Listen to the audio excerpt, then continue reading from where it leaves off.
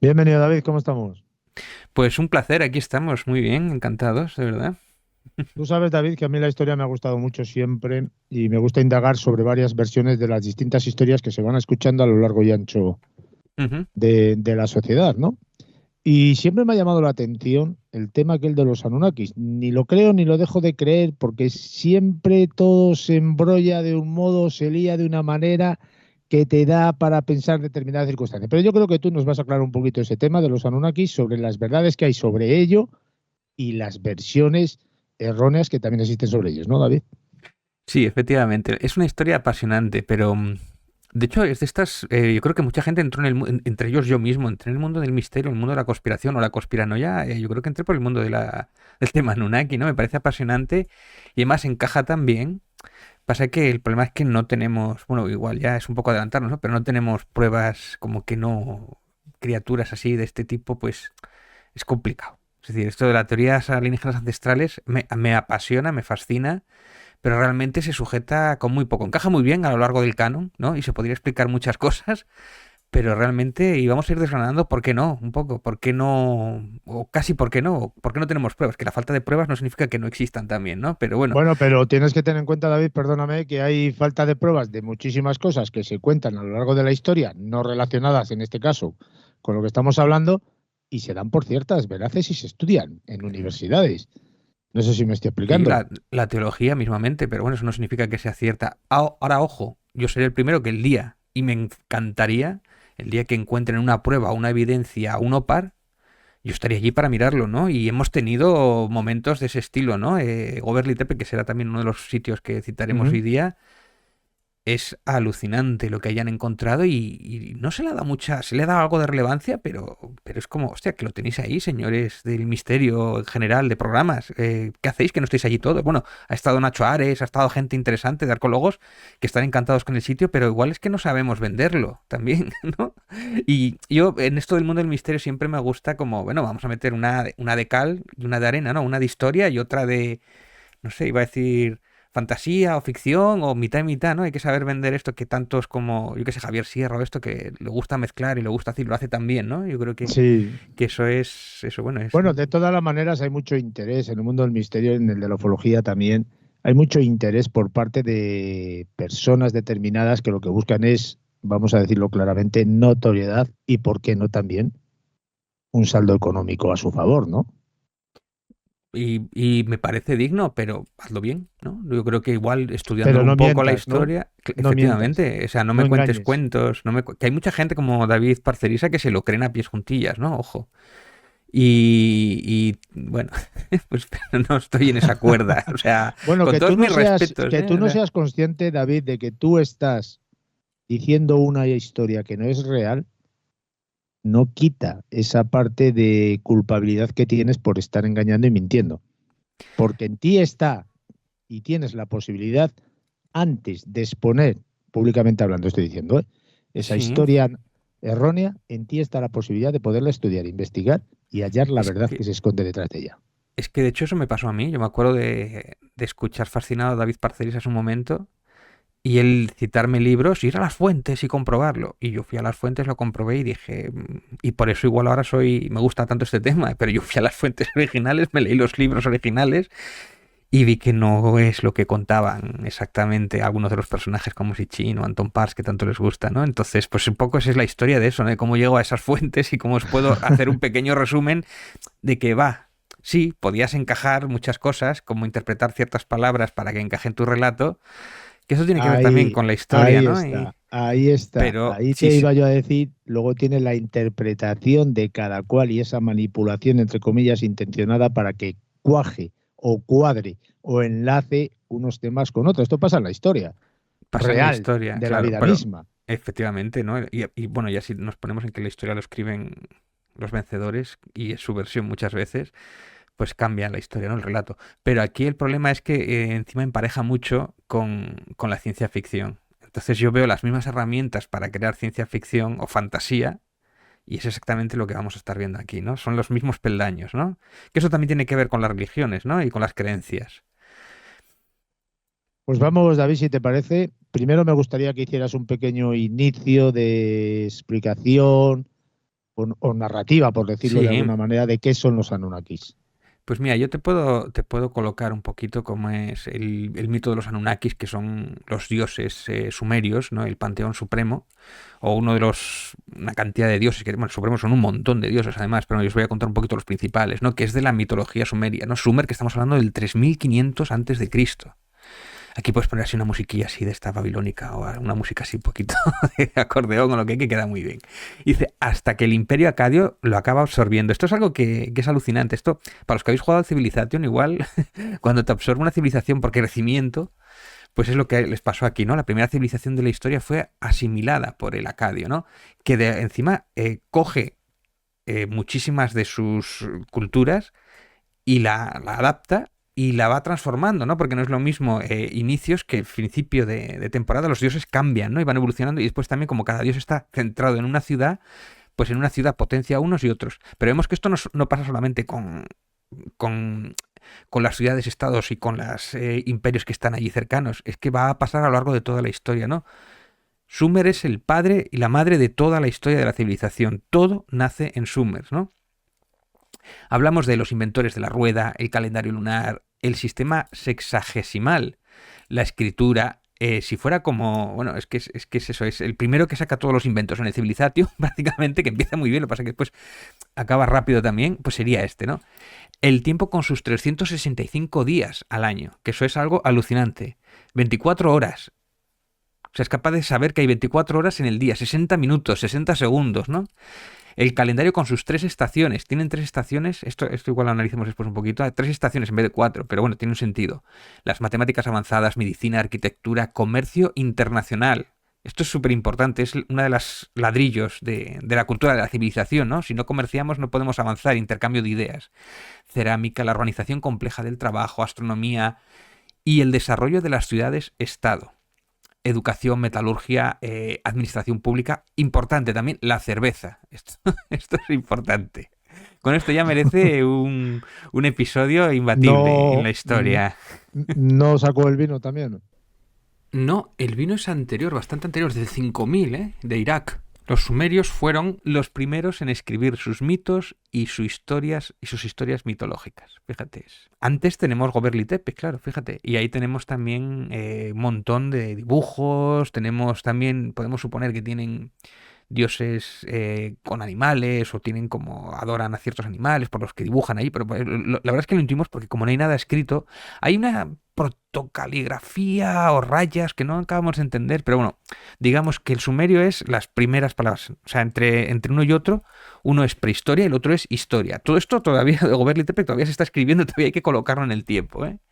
Pero el caso es que los mitos de los Anunnakis, que son los descendientes de Anu, son los dioses de esta nueva civilización, de la cual, por cierto, todas las religiones dependen o han evolucionado de esta.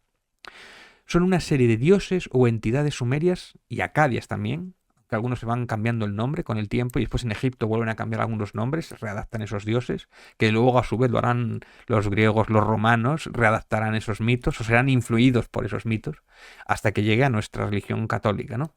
Los dioses primigenios conocidos con nombre en el inicio de la historia. De ellos viene todo, como decimos.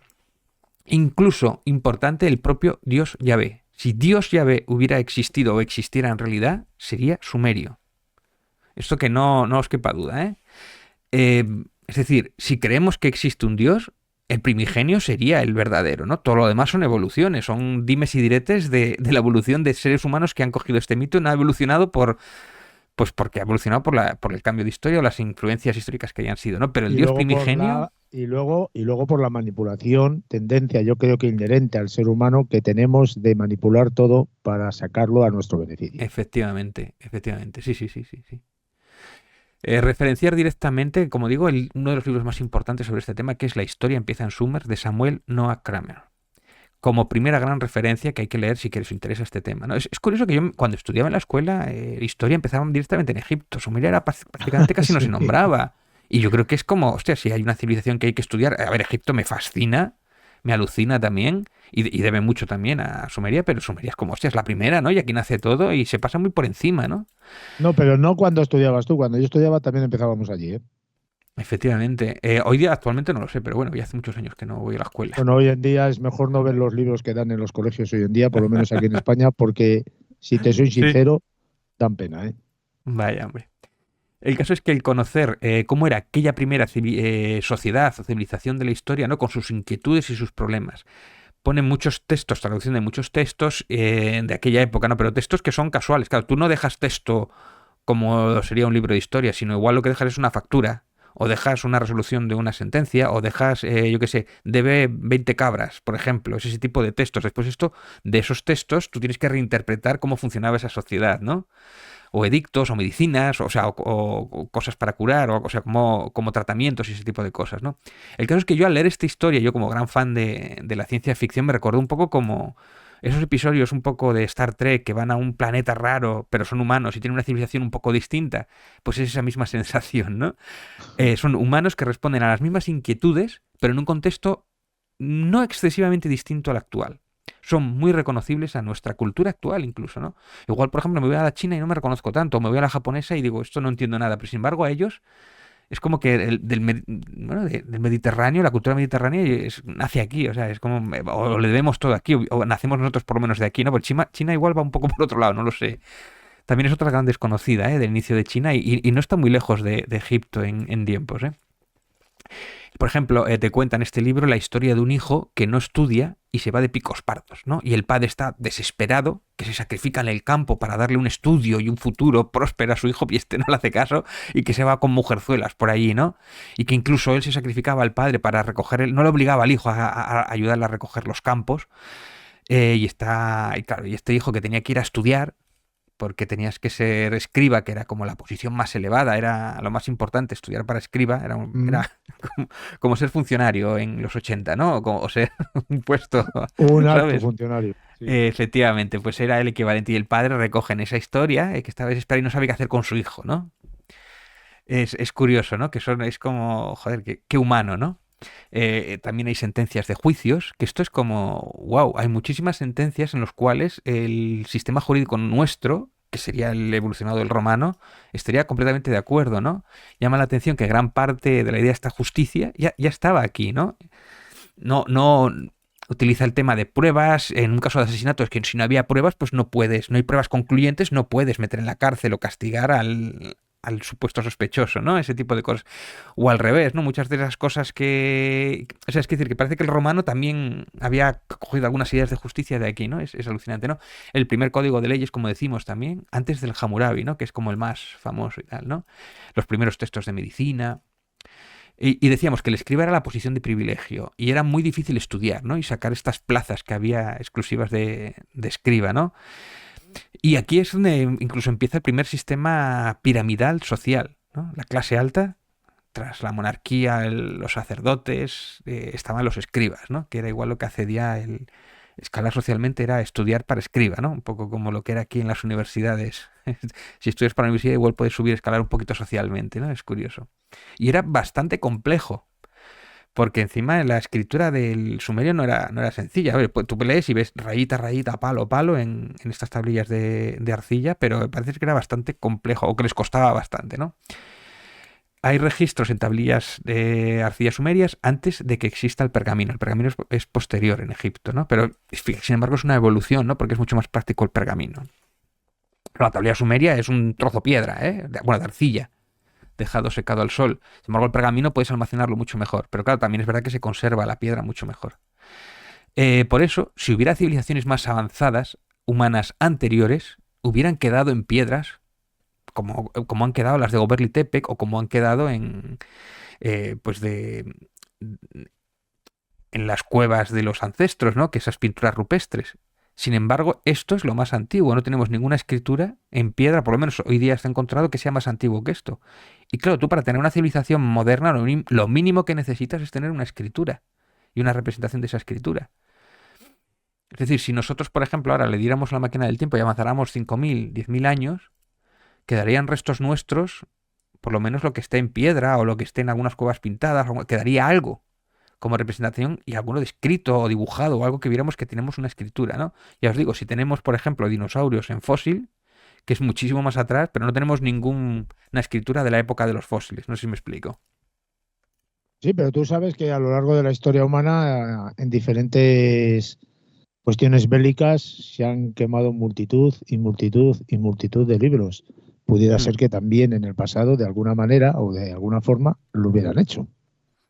Es complicado. A ver, sí que podían haber avanzado un poquito y después al borrarse esa mini civilización o algo así, lo poco que hubieran avanzado se hubiera desaparecido absolutamente, ¿no? Que a veces pasa en la historia que hay involuciones, ¿no? Pasó en Egipto, ¿no? Con la construcción de las pirámides mismamente. Ujú. Pero yo no digo que no haya ocurrido, digo que no tenemos pruebas. Que eso es muy diferente. Ya, O sea, ya, yo ya, no ya, ya. niego la mayor, yo digo que no hay pruebas como para aseverar que hay civilizaciones más avanzadas, no digo con naves espaciales siquiera. Digo, Que hubo, ¿no? porque esto la Atlántida tiene mucho que ver. Se habla de la Atlántida como una civilización avanzada y era avanzada porque tenía caballos, por ejemplo, supuestamente, ¿no? O sea, en- a eso me refiero. No tenemos pruebas, no tenemos ningún OPAR que nos haga dudar hasta que llegó Göbekli Tepe, pero en Göbekli Tepe tenemos algunas, no es que es protoescrito, esto Nacho Aros ha hecho varios programas y me parece muy interesante referenciarlos, ¿no?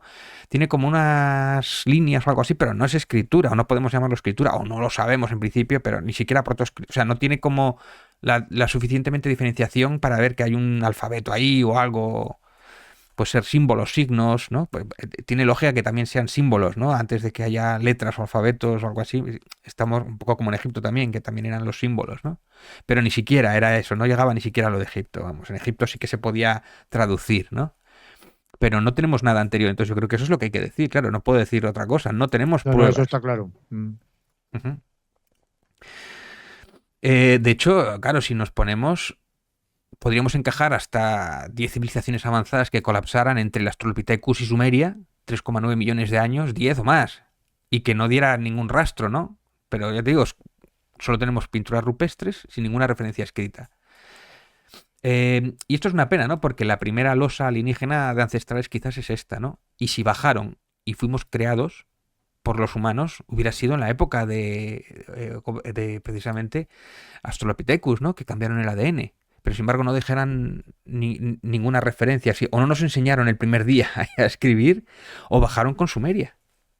Y entonces es la otra historia que esto sale en Indiana Jones, ¿no? En la Sí. mala, en la cuarta, ¿no?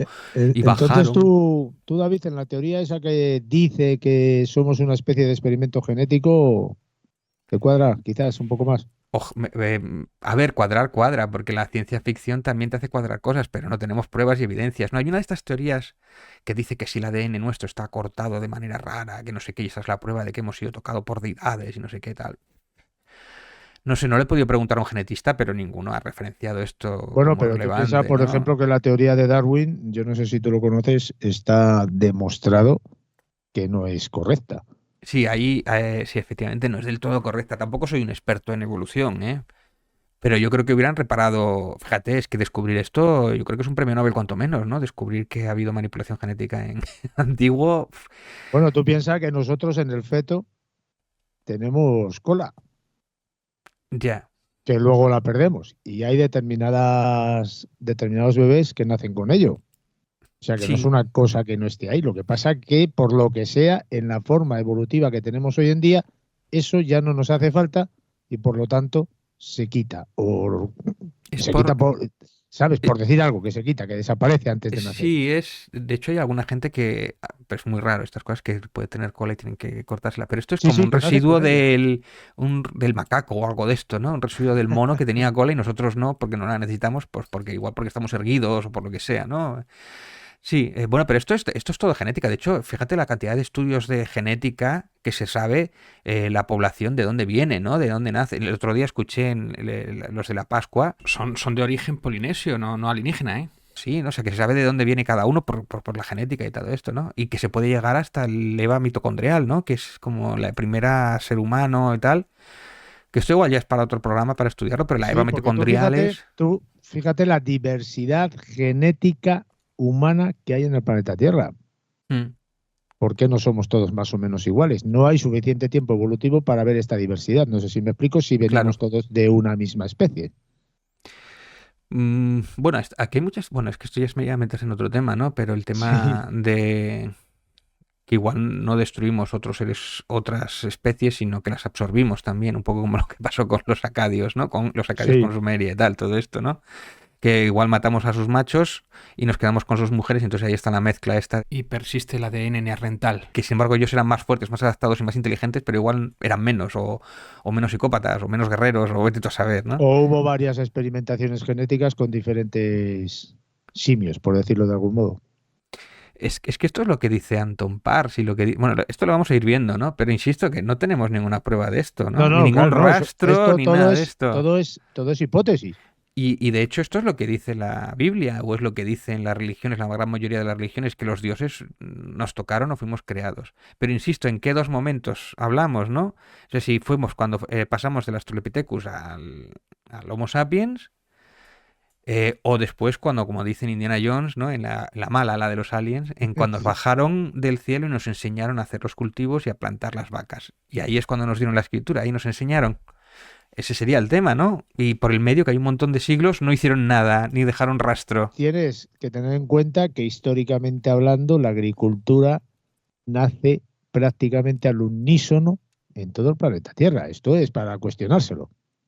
No, no te creas, no te En creas. un, No, hombre, no sale el mismo día, quiero decir, no aparece el mismo día, pero en un corto espacio de tiempo, teniendo en cuenta que la comunicación en aquel momento, a lo largo y ancho del planeta, no existía como existe hoy en día. es que a la vez que aquí estaban evolucionando las primeras civilizaciones, aquí en España y más allá arriba estábamos en cuevas, ¿eh? Ojo con esto, ¿eh? Es que de aquí nace todo. Y de hecho, el hecho de que nazca aquí, que eso es lo que tengo aquí apuntado además, el hecho de que aquí nazca la agricultura es por accidente, porque aquí, y de hecho las tres estaciones es una de las claves, aquí abunda la comida, abunda tanto y sale tanto del cielo que lo que pasa es que nos da tiempo a tener tiempo libre. Y al tener tiempo libre nos da tiempo para organizarnos y crear una sociedad, pensar y tener una cultura. Es decir, nosotros tenemos que tener tiempo libre para poder crecer como civilización, ¿eh? Si no tienes Sí, ese tiempo libre pero, porque te escasea la cocina, la comida o todo esto, no puedes crecer como sociedad. pero si aquí nace la agricultura, ¿cómo llega al resto del planeta? Por comercio, intercambio No, y después hombre, redadas de gente que se marcha y su- evoluciona. supuestamente en aquella época no había ese comercio que estamos hablando. Aquí empieza el comercio. Sí, De hecho, ellos son los que empiezan. pero no conocíamos las otras partes del mundo. No Pues poco teníamos a la poco. capacidad de ir. Estamos hablando del 3500, ¿eh? Pues, Del pues por, 4500, e- 3500, pues por eso te digo, 3500 más bien. Bueno, es complicado eso porque realmente la agricultura empieza mucho antes, del 10.000 antes de Cristo, 8.000. También por bueno, por zona de Israel, Palestina, por toda esta zona, ¿no? Y Sumeria es 4.000 antes de Cristo. Y además eran nómadas recolectores. De hecho, Gobernli Tepe, ¿qué es esto? Que eran recolectores, nómadas, mitad y mitad. Esto es un poco el dilema que no se acaba de saber. No estamos hablando de grandes imperios, son ciudades-estado. Entonces, imagínate que... para ponernos en contexto, David, de lo que yo quiero Ujú. dar a entender. Hasta 1492 se supone que las Américas no existían. Y estamos hablando de 3.500 años antes de Cristo. Y Yeah. en 1492 no teníamos conocimiento de que existiesen las Américas, por poner un ejemplo, ¿eh? Sí. ¿Cómo se van a comunicar 3.500 años antes? Y van a llevar esa agricultura de este continente al otro. Que como pues ya te lo digo, que crece del suelo las semillas, por vista. Tú, o sea, no hace Sí, falta que pero venga ningún dios y te lo diga. Tú cuando comes una papaya y bueno, las pero semillas se caen al suelo sí, en y aquella crece, época eran nómadas, David. aquí dejan de ser nómada. En Göbekli Nómadas de Tepe, sí, pero ¿cómo esto que se hace aquí, que aparece aquí, que la gente empieza a comprender, pues en vez de ir de un lado a otro, dependiendo del tiempo, nos quedamos aquí, sembramos, plantamos y recogemos? pues eso es lo que te ¿Cómo estoy... esto que nace aquí, se traslada a otras partes del planeta Tierra en aquel momento que no había Pero, las capacidades pero de comunicación que hay hoy en día? ¿que cómo lo transmitieron? Imagino que por observación, ¿no? Tú te comes una papaya o te comes un fruto y tiras las semillas, el año siguiente te das cuenta que ahí han crecido esa misma fruta que te has comido, ¿no? Imagino que por observación. Si el mismo hecho ocurre en los dos sitios a la vez, es normal que alguien aprenda en distintas épocas. De hecho, por ejemplo, en Sudamérica no conocían la rueda. Parece que era que no conocían la rueda. O sea que hasta que no llegamos nosotros no enseñamos la rueda. Y estaban casi en una época prehistórica. O sea, de hecho, no sé si tenían escritura, no tenían casi escritura No, no, o algo no. así. No Los aztecas conocían y la rueda, pero fueron capaces de hacer aquellas construcciones aquellas antisísmicas. construcciones, sí, sí, sí. Pero Los bueno, incas, sin conocer la rueda, y aquellas terrazas de agricultura donde no conocían la rueda, por lo tanto no conocían la noria, por lo tanto cómo podían transportar el agua de una superficie inferior a una superior para que luego cayera y fuera regando aquellas. bueno, yo he visto vídeos en YouTube. Esto es un tema que me interesa bastante también, porque yo he visto vídeos en internet de un paisano mayor moviendo unas piedras así enormes con algún sistema bastante sencillo. O sea, que no era tan complicado. O, por ejemplo, ¿cómo se llama? Las estatuas de Pascua con dos cuerdas, tirando uno y otro, y vas haciendo como que camina la isla de Pascua. O sea, que si tú necesitas de verdad y tu cultura necesita crear alrededor de mover piedras, construir su sistema económico, su tal, claro que lo consiguen, ¿no? Porque obviamente son seres Hombre, inteligentes. Entonces, evidentemente lo consiguieron porque ahí está. El cómo es lo que a mí me cuestiona tanto. pero no es el cómo es que hay métodos y hay gente que lo ha hecho y ha construido. De hecho, yo no sé si fue ahí ahora tendría que tener la referencia, pero no sé si alguien construyó aquí un edificio una iglesia o algo así, lo construyó un gallego con él sin tener ni idea de arquitectura, lo construyó y era absolutamente funcional, o una catedral o algo así, es decir, y que se han hecho pruebas, o sea, sí, y se han hecho experimentos en mover las estatuas de la isla de Pascua y las islas y las pirámides lo mismo también, ahí es complicado, lleva muchos años, claro, y mucha gente y tal, pero por ejemplo en las islas de las pirámides tenemos registros de que había arquitectos y había obreros que se les pagaba y tal, los aztecas no tenemos eso porque no tenían escritura, no tenemos exactamente cómo lo hicieron, pero no debe ser muy distinto. O sea, al final igual es tirar de Hombre, cuerdas, de piedras, con tenían, árboles. método tenían seguro y para pulir esas rocas tan duras también tenían algún método. Lo que pasa Sí, es que sí, nosotros lo sí. desconocemos y por eso quizás se cuestione, por ese desconocimiento de aquella forma de hacer las cosas que tenían en aquella época, porque también tenemos esa tendencia a intentar comprender lo que se hacía en aquella época con lo que tenemos hoy en día.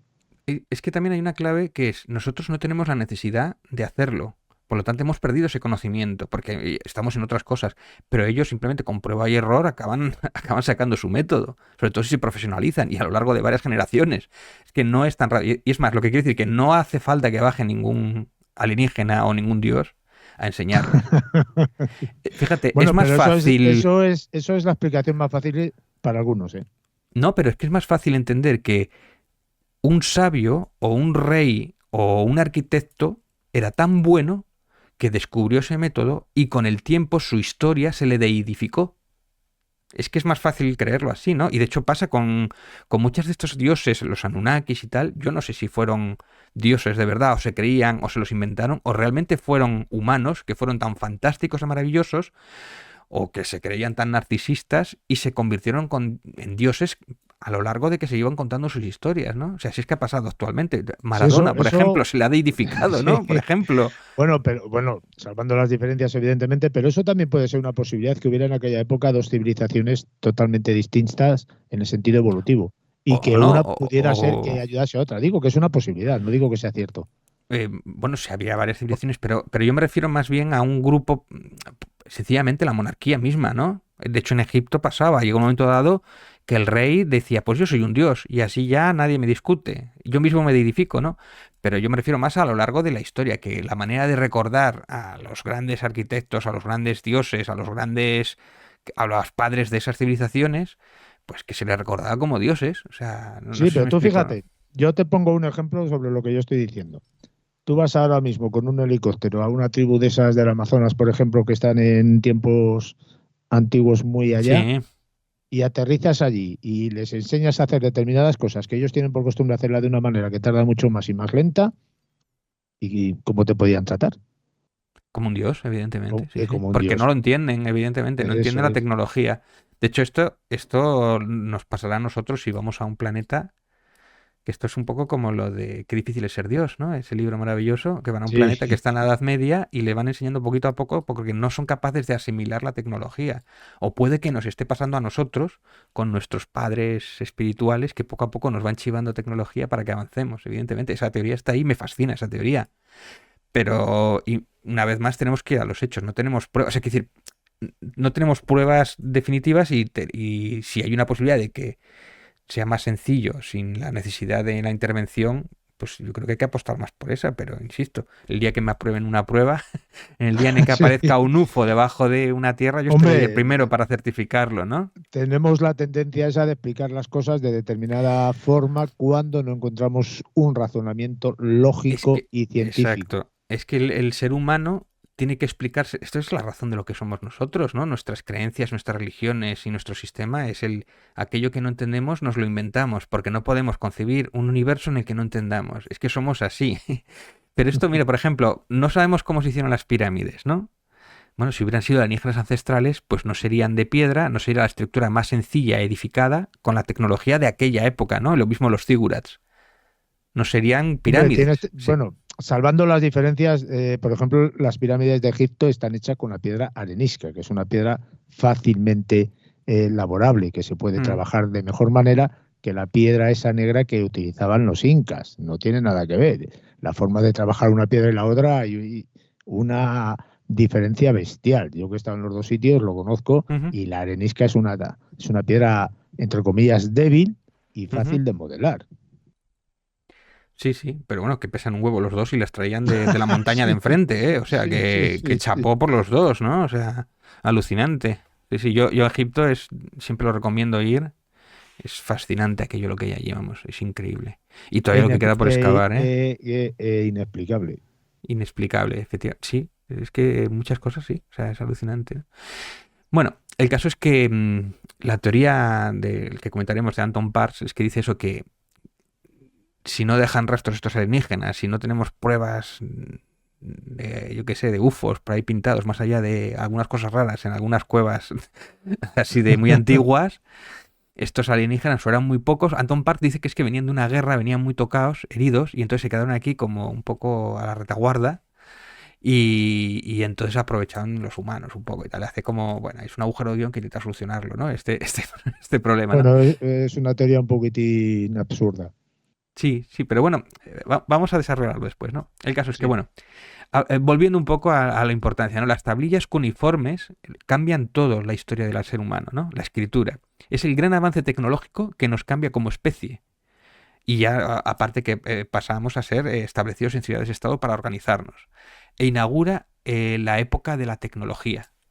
Esto no es comedia, ¿no? Pero sin esta primera piedra no tendríamos nada hoy día en todos los sentidos, vamos, ni informática, ni medicina, ni nada. O sea, sin un soporte, que es la escritura, para aguardar el conocimiento, no podemos acumularlo de una generación para otra. Eh, matemáticas, registros, historia, leyes, comercios, informes militares y registros de guerras. Y sobre todo, la narrativa, la historia, la epopeya de Gilgamesh, ¿no? El primer viaje del héroe, que ya tiene casi todos los elementos básicos para cualquier escritor. Fíjate, seguimos escribiendo hoy día con esa misma fórmula del viaje del héroe. La epopeya de Gilgamesh, bueno, a mí es un relato que me fascina, ¿no? Aparte hay varias versiones y tal, pero es que lo ves en Star Wars, lo ves en todos los clásicos, o sea, es la misma fórmula, ¿no? Además, la epopeya de Gilgamesh, que era tres cuartos de Dios y un cuarto de humano, y entonces el drama de él es que, pues, que es mortal y que se va a morir, ¿no? O el Emula Elis, ¿no? Por ejemplo, ¿no? Que es la creación del universo según esta religión, ¿no? Que por cierto, Emula Elis, pues la Biblia le debe, ¿no? El primer capítulo directamente fusilado, bueno, fusilado, evolucionado de esa idea, ¿no? La gran referencia, ¿no? Bueno, y la epopeya de Gilgamesh también, ¿no? El diluvio también está ahí fusilado, ¿no? Si hubiera copyright ahí, igual tendría que haber pagado algo, ¿no? Las tablillas sumerias se hacen es con un punzón, arcilla blanda, húmeda y luego se dejaban secar, ¿no? Es así de sencillo. Fíjate que Göbekli Tepe, como decíamos, era en Turquía en 9600 a.C. y Sumer es 4500 cuando empieza, ¿no? Sumer está entre los dos ríos del Tigris y el Éufrates, que como decíamos es la zona más próspera, que pasa un poco como en el Nilo, ¿no? Y que lo que provoca es eso, que los seres humanos puedan tener tiempo libre, ya que comida tienen excedentes. También el excedente lo que provoca es que tú comercies con otras ciudades que están un poco más abajo o más arriba o estén en el Nilo o estén en otros sitios, ¿no? Esto es lo que provoca que de repente al tener tiempo libre, ocio o comercio, aquello crece, ¿no? De hecho, tiene las tres estaciones: recogida, que es en abril, empieza en abril; plantación, que es en noviembre; y la tercera, que es la estación libre, que es julio. O sea, tienen una estación que se llama así, la estación libre. Ahí puedes hacer lo que te dé la gana, dedicarte a las vacaciones, ¿no? De verano, empezaron aquí, que es el periodo de sequía y el calor intenso, que era cuando aprovechaban para construir su ocio o comerciaban o mantenían el mantenimiento de sus canales. El mantenimiento de los canales es lo básico también, es como, digo, la industrialización de su época, ¿no? Digamos que, por ejemplo, en Göbekli Tepe hablábamos de que tenían una religión animista sobre animales, intuimos, bueno, pero en Sumer esto no. Es el panteón sumerio que decíamos, que son, iba a decir humanoides, pero bueno, son criaturas así, porque también tienen alguno que es así, como el Pazuzu famoso del exorcista. Pero bueno, los dioses principales, bueno, lo que me refiero es que tienen ya personalidad y está definida y está escrita, ¿no? Y las personalidades y los sentimientos son muy humanos, ¿no? Como pasa después con los griegos o los romanos o los egipcios, ¿no? Son seres dioses pero con sentimientos muy humanos, ¿no? O sea, la envidia, el querer acostarse con alguien, el abusar de alguien, el querer matar a alguien, todo esto son sentimientos muy humanos. Posiblemente porque lo hayan escrito humanos, o porque hubieran sido humanos en su momento, ¿no? No es como después en las religiones más modernas que ya no tienen ese tipo de sentimientos, ya no son omnipoderosos, omniconscientes en ese sentido, aunque An o Anu un poco va por ahí también, ¿no? Pero bueno, An o Anu, el dios del cielo, que es el principal, es la fuente de poder de todos los demás dioses. Enlil tiene varios hijos, pero los dos principales son Enlil, que es el dios del viento y la tormenta, y este es un proto-Yahvé. Algo que Anton Pars y otros tantos como Benítez repescan en sus mitologías. Iba a decir mitología, igual les jode un poco más, ellos creen que es verdad, pero son mitos, ¿no? O incluso el propio Zeus, ¿no? Reivindica el dios de la tormenta y el viento. Esto es fascinante ver la evolución. Estos son religiones comparadas, ¿no? Que también se hacen, ¿no? Ir reconociendo a lo largo de los tiempos las religiones cómo evolucionan y cómo comparan y cómo se migran los dioses, cómo evolucionan. Eso me parece algo fascinante, ¿no? Enki, que es Ea, el dios de la sabiduría y del agua dulce. Poseidón, es el Poseidón griego, viene a ser el Poseidón griego. Este es el creador de la humanidad. Fíjate que aquí también podemos hacer un paralelismo con Dios y el demonio, ¿no? Con Satán y todo esto, ¿no? El caso es que Enki Ea es el creador de la humanidad porque estaban buscando un esclavo, un Lulu. Un Lulu viene a ser un ser humano con pelo negro, cabeza negra, un pelo negro que es un ser esclavo para los dioses, ¿no? Que son los que tienen que estar pendientes de las canalizaciones y de las minas. Entonces crean el ser humano como esclavo. Es decir, tu religión te está diciendo que Dios le cansó a los dioses, estos Anunnakis, no los principales, sino los que trabajan. O sea, los Anunnakis son todos, ¿no? Los que vinieron, como dijéramos, los primeros. Pero la cabeza son los que os estoy describiendo. Pues se cansaron de trabajar y dicen, vamos a crear un esclavo, un tonto, para que trabaje por nosotros, ¿no? Es un poco como, hostia, ya la religión te está diciendo ya dónde estás tú, tu posición es de esclavo del dios, ¿no? Para que no te muevas. Es una forma de controlar, ¿no? Ahí estás. Tú haces lo que se te dice porque lo ha dicho los dioses, ¿no? Eres un esclavo per se, un Lulu. Bueno, y después otra diosa que es Ninhursag, la diosa de la fertilidad, que tiene mucho paralelismo con la Virgen María, ¿no? Inanna, Istar, la Istar babilónica, ¿no? Es la diosa del amor, la guerra, la fertilidad. Que esto recuerda un poco a la estatua de la libertad o Atenea, ¿no? Que tiene esas reminiscencias, ¿no? Ereshkigal, la diosa del inframundo, del mito del descenso de Inanna a los infiernos, que es otro rato fascinante también. Y bueno, Inanna también sería otra y tal. Hay un montón, ¿eh? Pero bueno, estos son como los principales protagonistas y tal, ¿no? Y que más se van evolucionando según los mitos de cada ciudad y según va pasando el tiempo, pues unos son más protagonistas que otros, ¿no? Porque cada dios, digamos que es como el patrono de esa ciudad. Ciudades como Enlil, por ejemplo, era de la ciudad de Nippur, Enki era más de Eridu, y Nana era de Uruk, ¿no? Que es como que la primera gran ciudad son Nana de Uruk e Inanna de Uruk. Son las dos primeras ciudades Uruk-Ur. Que estas están en la Biblia descritas, ¿no? O sea que igual tiene que ver también con el relato de la creación del ser humano, ¿no? Que se transpone o se dice que son estas ciudades, pero se les nombra literalmente Ur y Uruk, yo creo que se les nombra. Que está cerca del actual Samaswa, que es una ciudad de Irak que existe, ¿no? De hecho, Uruk, Samaswa, como hemos dicho, Ur es en Nasiraya, en Irak, está todo en Irak, ¿eh? Eridu, que podría estar cerca también de Nasiriyya, Nippur cerca de Afag, en Irak todo, Lagash, que podría estar en la región de Al-Hiba, Kish es cerca de Babil. Todo esto está posiblemente, si pudiéramos hacer excavaciones por allí, como se hacía en los años 60, pues igual estaríamos descubriendo todas estas ciudades, muchos más. O sea, de hecho, Irak tendría que ser Egipto 2 en plan turismo y en plan todo lo que hay. Pero bueno, están pasando allí cosas y han pasado cosas, ¿no? De hecho, desgraciadamente fueron zonas de conflicto, de guerras, de la guerra de Irak en su momento. Destruyó todo lo que había allí. Acuérdate que el exorcista donde va a excavar es en Irak, ¿no? Cuando saca el Pazuzu, que es otro de estos dioses. Por ejemplo, sí que es más una criatura, una bestia, ¿no? Hay otros que son a cuatro patas también y tal, pero también los otros que son seres humanos y tal. Aquí es donde ellos, Anton Parr dice después que los reptilianos y tal vienen de por aquí y tal. Pero lo que es el gran patrimonio de la humanidad, lo primero de lo primero, ¿no? Como la gran pérdida que hubo también con el asalto al Museo Arqueológico, o la destrucción de un montón de zigurats y de edificios y de historias de allí, pues se perdió y era nuestro patrimonio cultural, ¿no? De millones y millones de años. Lo primero que se hace como civilización del ser humano, ¿no? Una gran pérdida, ¿no?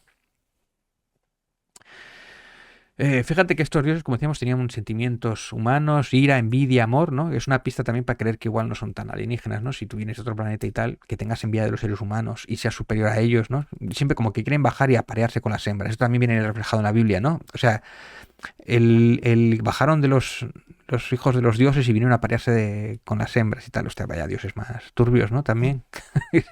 Si hay alienígenas, igual no tendría que haber, yo qué sé, coincidencia, ¿no? No podrías aparearte con un ser que viene de otro planeta evolucionado, ¿no? Eso también sería algo como no seréis compatibles, ¿no? Ni serían hijos de ellos. Bueno, el caso es que uno de los temas que es apasionante de los Anuna, los dioses eran representados como mucho más grandes. Si ves los dibujos de los Anunnakis y de la época sumeria y tal, ves algunos que son muy grandes y otros son más pequeñitos. Claro, esto no significa que sean alienígenas o que sean más grandes como en Dioses de Egipto, la película, ¿no? O en 300, ¿no? Sino sencillamente que ellos decían que eran más grandes porque eran más importantes. O esto es lo que nos dicen los arqueólogos. Oye, igual eran de verdad seres de 3 metros, que para levantarse siendo de 3 metros sería complicado, ¿no? La gravedad. Digamos que el peso, pues igual es más complicado para una criatura de 3 metros, que hoy día un ser humano no podría tener 3 metros, sería inviable, ¿no? También es verdad porque no dominaban del todo el tema de la perspectiva con el dibujo. El caso es que, como decíamos, para evolucionar toda esta cultura, como decíamos, el tiempo libre, necesidad de organización de un sitio fijo, normas sociales, armas para defenderse y atacar a los vecinos, que eso también es otro de los puntos importantes para la cual la cultura, la civilización crece, o el comercio entre esos mismos pueblos que igual las acabas de atacar. Se hacen las ciudades-estados para defenderse de los vecinos, que estos son otros los motivos también por los cuales empiezan los imperios. Los que antes varias familias se van a rejuntando y van creciendo, y si te atacan las vecinas de al lado, pues tú creas muros, y todo eso va creciendo y acaba convirtiéndose en realidad en ciudades-estado, con sus propias reglas, con sus propias normas y sus propios dioses, que a lo largo, según vas creciendo, vas influenciando a medida que comercias también con los vecinos de al lado, ¿no? Y así crecen los imperios. Daos cuenta que el escaqueo y la posición de poder que tienen, que son las dos enormes claves para que la gente se profesionalice, ya sea como con la mano derecha del caudillo o del jefe de ese poblado, así te libras de la guerra, o con el poder de la moral, ético, para que no se te subleven también. Es decir, la religión crece a la vez que crece el poder del ejército y la necesidad de medrar y de inventarse alguna excusa para no ir a la guerra o para domar a la gente, para a ellos sí obligarles a ir a la guerra, ¿no? Que es el poder religioso. Y además está a las órdenes del poder militar, ¿no? Tú te preguntas, ¿por qué tú eres el rey si yo soy más fuerte? Bueno, pues porque lo dice Dios y porque tengo un ejército, ¿no? Uno a cada mano. Tengo un ejército o una guardia militar que encima te obliga a darte un porcentaje de tus cosechas. Esto no ha cambiado mucho actualmente. O sea que eso seguimos con esto igualmente, ¿no? Los grandes historiadores y traductores de Sumeria de los años 90, como Noah Kramer, que ya lo hemos citado, Throskil Jacobsen y uno que me gusta mucho, que es Federico Lara Peinado, que este es español, por cierto, de la Universidad de Salamanca. Este ya murió hace unos años, pero bueno, hay un montón de entrevistas en YouTube. Y además se le está como reivindicando, yo creo, un poco, se está recuperando un poco la figura de Federico Lara Peinado, ¿no? En el cual hizo muchas traducciones del sumerio, ¿no? Es curioso que tú cuando pones las traducciones de estos tres y pones las traducciones de Sitchin, estos tres se parecen entre sí y las de Sitchin va por libre. ¿No? Sitchin, ese hombre que hablaba de naves espaciales que vienen de Nibiru y que leía sumerio de corrido, pues no, Corea de corrido se inventaba de corrido, ¿no? Esto es como peculiar, ¿no? Es, claro, ¿con qué jugaba Zacarías Sitchin? este sumerio que se habla tanto, se ha vuelto a la palestra con el tema de los Anunnakis y tal, ¿no? Que nadie podía contradecirlo en ese momento. Y aquel que le osaba contradecir se enfadaba mogollón, el tío, ¿eh? Y se ponía hecho un basilisco, ¿no? No aceptaba bien las críticas este buen hombre, ¿eh? Pero bueno, luego con el tiempo digo, solo tienes que comparar las traducciones de uno y las traducciones de otro. Yo digo, bueno, si 9 de cada 10 dentistas te recomiendan un cepillo, pues igual tienes que hacerle caso a los 9, ¿no? Esto es lo mismo. Si un montón de traductores sumerios están diciendo que va por aquí y el otro va por libre, pues igual estés equivocado, ¿no? Digo yo, vamos, ¿no? Le encantaba a Zacarías Sitchin utilizar lo de la falacia de autoridad, ¿no? Lara Peinado, en una entrevista, le estoy buscando pero no la encontré, pero en su momento estaba en YouTube, una entrevista que le hacían, hablaba de Zacarías Sitchin y dice que se leyó los libros de Zacarías. El otro, ¿no? Decía que era un disparate, que se lo había leído y que le hacía gracia y tal, ¿no? A mí me hacía mucha gracia que todo un erudito de la Universidad de Salamanca, un señor, ¿no? Que además ha hecho mogollón de esto y es un gran referente, pues de repente que hable de alienígenas ancestrales y cosas de estas me llamaba la atención. Hombre, pero bueno, que cuando hasta menos choca, ¿no? Bueno, pero le preguntó, era una entrevista, le habían preguntado por esto, una entrevista, te digo, de los 80 a los 90, ¿eh? Pero este señor murió, no sé en qué año murió, pero vamos, que las entrevistas de él son de los 90 o así, 80-90, son en 4 tercios, me refiero en YouTube, ¿eh? Y era curioso, ¿no? El caso es que los dioses de Zacarías Sitchin eran humanos, ¿no? Como los que dicen en su el 12º planeta. O el libro perdido de Enki también, que habla algunos de estos son como la cronología histórica de cómo van poniendo todos los hechos, ¿no? Un poco como recuerda a Juego de Tronos, cuando hay esos libros que es cronología, o el libro este del Señor de los Anillos, que es la cronología, o la Biblia, ¿no? Que es la cronología, pues todo esto un poco, eso me recuerda, ¿no? Que después otros, copiando las fuentes, hacen un poco lo mismo. El caso es que, bueno, pero sus dioses, lo único que son humanos, bueno, humanos, son alienígenas, pero son forma humana, pero más grandes, más altos, ¿no? Como vemos en los dibujos, ¿no? Un poco como lo que vemos en Prometheus, en la película. Igual no tan pálidos y con algo más de pelo, porque estos tenían mucha barba. Tenían la barba de esta así, ¿sabes? Pero el caso es que esta gente, por lo que sea, estaba en el 12º planeta del sistema solar, allá, pasado Plutón, ahí un poco a la derecha, ahí estaba el 12º planeta, que era Nibiru, y había unos problemas de ozono. Un poco como pasaba en la Tierra, que se decía que la capa de ozono era un problema. Pues este discurso es que le estaba pasando lo mismo a estos alienígenas ancestrales de Zacarías Sitchin, que había un problema con la capa de ozono y que necesitaban oro. Y entonces vinieron a la Tierra buscando este oro, sacarlo de las minas justo del Tigris y el Éufrates, inventar el esclavo para que trabajara por ellos y llevar ese oro a Nibiru y esparcirlo en forma de polvo por la atmósfera para paliar los efectos de la capa de ozono porque está muy lejos y el sol pega demasiado. No, había ahí un fallo. Y el oro, por lo que sé, tiene unas cualidades mágicas que paraba la capa de ozono. Bueno, esa parte no se le ocurrió mucho a Zacarías Sitchin. No, la verdad es que no, ¿eh? El tema del SAR, por ejemplo, que es una medida de tiempo, que no sé si son 3.600 años o 36.000 años, que es cada vez que hace la órbita en Nibiru alrededor y pasa cerca de la Tierra y hay unas catástrofes por aquí por la Tierra, ¿no? El Hercóclus este famoso que provocó supuestamente también igual el planeta ese que se perdió entre Marte y Venus o la Tierra, bueno, entre el planeta Marte y otro planeta por ahí, hay un planeta que, bueno, una serie de mitos que cuenta que tampoco tiene mucho que ver, porque si pasa un planeta por aquí, el planeta errante, igual nos hubiéramos enterado, hubiera sido catastrófico o no estaríamos aquí directamente en la Tierra, pero bueno, claro, como mito, como fantasía, como ciencia ficción suena espectacular, ¿no? Un poco naif, eso sí, pero bueno. El caso es que Enki y Enlil, estos mismos dioses sumerios, pero versión Sitchin, vienen a la Tierra por este oro, lo pulen y lo mandan y crean el ser humano, toda esta historia. Después viene Egipto y bueno, te cuenta toda la historia, ¿no? Y el tema de la primera huelga de la historia cuenta que son de estos Anunnakis, que eran los humanos, para que no se le pongan en huelga. Bueno, es una historia apasionante. El caso es que es como una versión más evolucionada de la de Eric Bogdaniken, ¿no? Coge aquello que había escuchado de Eric Bogdaniken, había escuchado de estos sumerios y lo reinterpreta a su manera, ¿no? Palabras que dice que este símbolo aquí, rayita, rayita, palita, esto significa nave espacial. Ah, vale.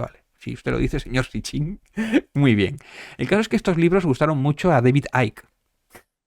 Este exfutbolista y excomentarista venido a más, cuando se creó la resurrección, cuando él se creía que era la resurrección de Jesucristo. Fíjate si se venía más, ¿no? Que decía, yo soy el Jesucristo resucitado, y no sé qué.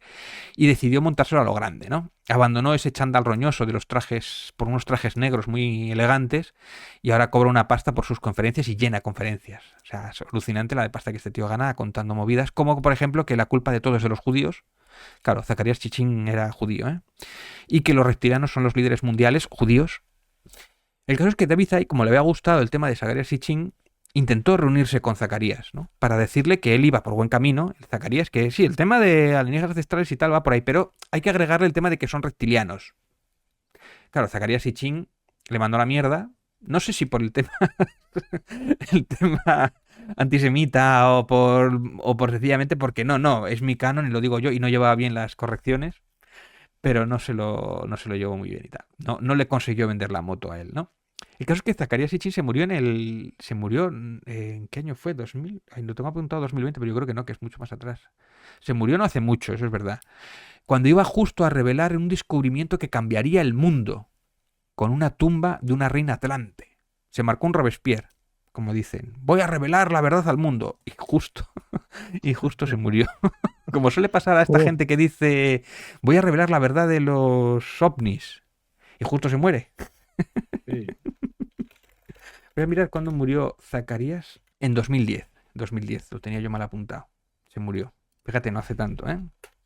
No hace tanto, ya hace unos cuantos años, ¿eh? Sí, igual yo soy un poco boomer porque pienso que 2010 es el año pasado, ¿no? Me pasa un poco. Ojalá estuviéramos en el 2010 otra vez. Ay, que éramos inocentes antes de la pandemia también, sí, fíjate. Bueno, vamos a subir la apuesta, ¿no? El Anton Parks, este señor que tanto le gusta a Parcerisa, ¿no? Que Parcerisa antes era muy de Sitchin, ¿eh? Ella adoraba y de hecho se reunía con Sitchin y escribió varios libros apostando por la versión de Sitchin. Y ahora, pues, como el meme ese de que ve a la chica le gusta más que la que tiene al lado, pues David Parcerisas lo hizo con Anton Parks, ¿no? En cuanto empezó a leer a Anton Parks, abandonó a Sitchin, lo denostró y apostó por este francés que en principio no sabía muy bien quién era, estaba como oculto, iba así en plan como, no, yo revelo la verdad, no puedo ver mi identidad porque igual la CIA me hago lo que sé, o las élites me quieren eliminar y tal. Bueno, y ahora ya da entrevistas y da presentaciones de sus libros y tal. De hecho, el propio David Parcerisa tiene una entrevista con él en su canal de YouTube y tal, ¿no? El caso es que Anton Parks recoge la historia de Zacarías Sitchin, la corrige, traduce de nuevo, retraduce las tablillas sumerias o las interpreta y les hace un remake súper mucho más currado el lore, ¿no? Y mucho más complejo. Coge los textos originales del sumerio y los reinventa a su nuevo canon. Ojo, este tío tiene estudios, bueno, por lo menos lo que dice en sus libros. O sea, conoce esto de la evolución de las palabras a lo largo de la historia, es lo que estudió, su especialidad. Antropología, bueno, o sea, es de esto que estudia la historia de las palabras y tal, ahora me sale el nombre, pero vamos, que es un tío que leyendo sus libros son muy técnicos. Por lo tanto, una vez más, muy difíciles de seguir y de refutar. Porque tú tienes que tienes que tener ese mismo nivel para decir, no, esto no significa esto. Esta palabra no viene del sumerio que se acaba acabando en el francés y viene de no sé qué, no sé cuánto. Es todo así sus libros, ¿eh? Yo me los he mamado y son bastante ladrillo, por cierto, ¿eh? O sea, son apasionantes, increíbles, alucinantes. Pero utiliza la misma herramienta que utilizaba Sitchin. O sea, esto lo sé yo y punto. Tienes que tener mi nivel para refutármelo y pocos lo tienen, ¿no? O sea, es un poco la falacia de autoridad una vez más, ¿no? Pero claro, la historia de Anton Parks, como decimos, que ha ido traduciendo y a la vez ha tenido... Es que es alucinante. A ver, él lo cuenta en su propio libro que él cuando era más o menos adolescente, de repente empezó a tener flashes y tenía como ausencias y tenía flashes, así de repente sin venir a cuento, y le venían imágenes que él no entendía y no acababa de entender o interpretar muy bien de eventos alucinantes en el espacio o en un montón de sitios que no entendía. Él después, a medida que iban avanzando esos flashes, en su historia, a medida que venían esos episodios, iba entendiendo algo más de dónde iban y tal. Y entonces él empezó a estudiar historia antigua, empezó a estudiar historia de las palabras, empezó a estudiar sumerio, empezó a traducir sumerio porque él veía que iba siendo por ahí. Entonces, sus libros son la interpretación de esos flashes, la historia que él coge de sumerio, sus traducciones y su nuevo lore viene ahí, ¿no? Entonces esto es como, claro, a mí me viene un flash, me vas a venir tú a refutarme lo que a mí me viene un flash y me vino a mí. Porque yo estoy viendo, lo que me viene de flash es lo que me viene de los ojos de Enki, Ea, el que crea al ser humano. O sea, yo veo por los ojos de Enki de vez en cuando. Y ahí sus huevos morenos, eso es lo que dice.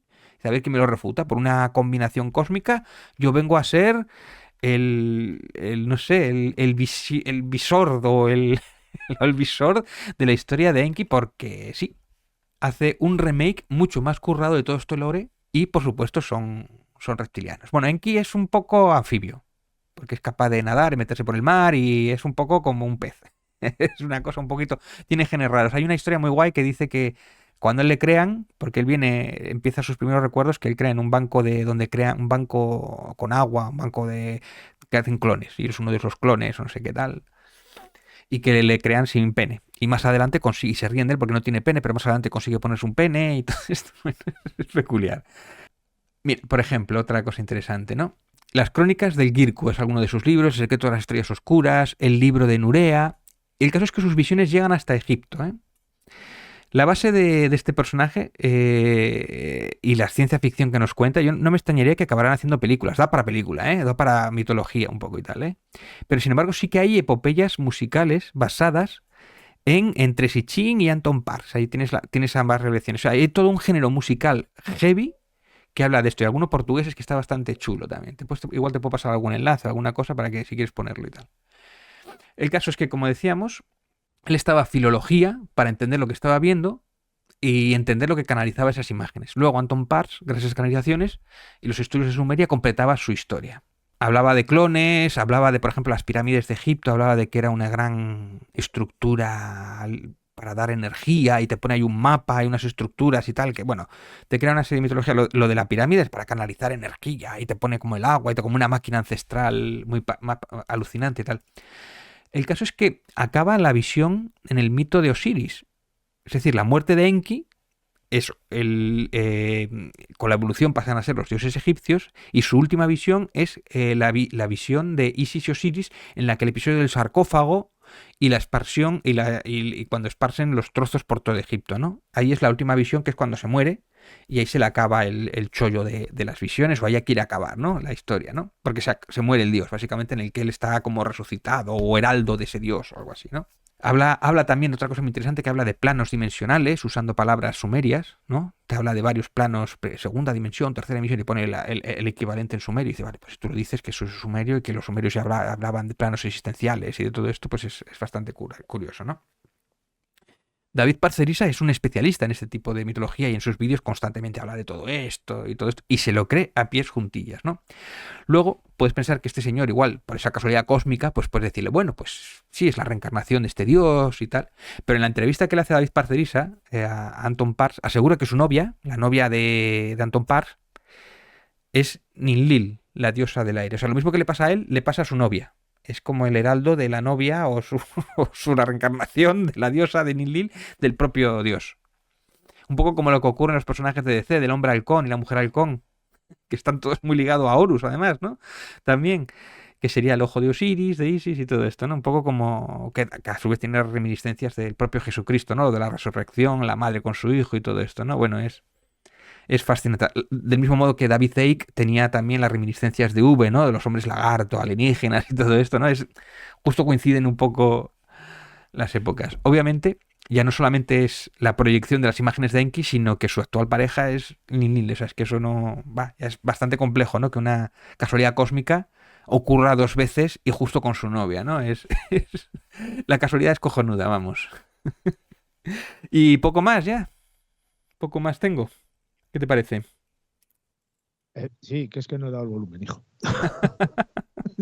Estoy hablando y no he dado el volumen. Es que Vale. digo, pues la verdad es que ha estado muy interesante, me ha parecido tremendamente fantástico todo el repaso que has hecho a lo largo de esa historia Y como bien hemos dicho al principio, aquellos que quieran analizar de una forma más profunda todo lo que tú has comentado hoy, Mm, está el camino de la investigación propia, individual, sobre este tema, David. Es muy mm. importante investigar no solamente en una misma línea, sino en diferentes líneas para poder sacar tu propia conclusión de Mm. lo que estamos hablando, por ejemplo.